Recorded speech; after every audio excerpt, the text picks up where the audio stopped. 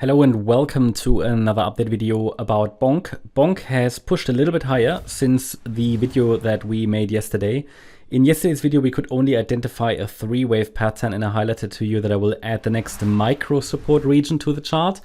If I can identify the next 5-wave pattern to the upside, which would be, let's say, or which would lay the foundation for the next bullish setup. Now that has not yet happened, but we take a look at what we need to see for that. First of all, looking at the bigger picture, Bonk charts overall pattern hasn't changed in many, not only weeks, but even months. So we've been looking at this as a 5-wave move already, well, back in April, April. I think I've been watching for this 5th wave to the upside. This eventually happened. Based on that, I could then add the support zone for the wave 2.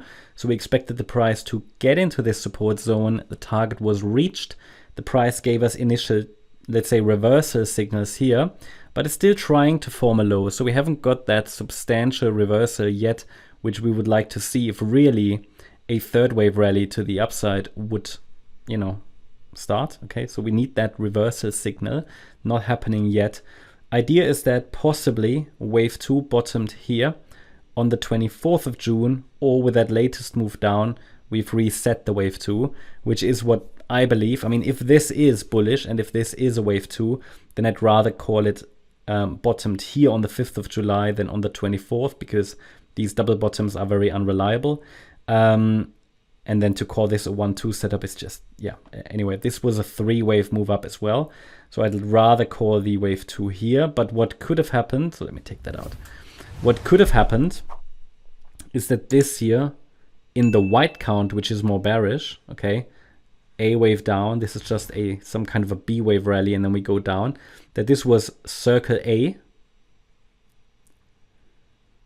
We are now working on circle C after that circle wave B bottomed on the 5th of July. So that would be bearish, right? A, B, C, which means if we push any higher, there is a resistance area to watch. For any more bullish confirmation, we need to break above this resistance area. It's between 270715 and 315771. This needs to be overcome.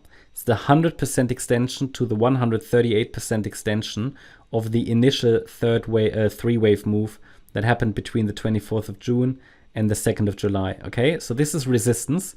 In parallel, I'm watching for the more bullish scenario, which is basically valid at the moment as long as we're holding this 5th of July low, which formed at 181,650. But for further confirmation that at least we can maintain an overall bullish perspective in the short term, I need a 5-wave pattern to the upside. So that's still missing. As you can see, I need that 5th wave. So once I get the 5-wave move, I can add the next micro support area, which we can then watch for in the next pullback, and then how it works. 5 waves up, 3 waves down, forming a higher low, and then we can go higher, and then we just have to watch this resistance area.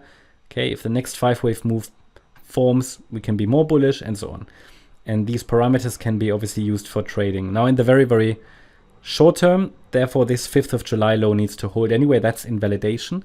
But the difference is if we get a 5-wave move up, I can add a micro support area, which I might do later and communicate on Discord to Gold members. Once I see a top in place in the 5th wave, I can communicate what is support.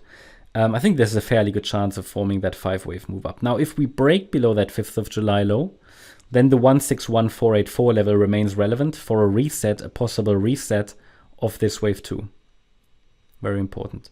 So that's sort of how it looks at the moment. If that 161,484 level as well breaks, well, then, it could mean a much more substantial decline.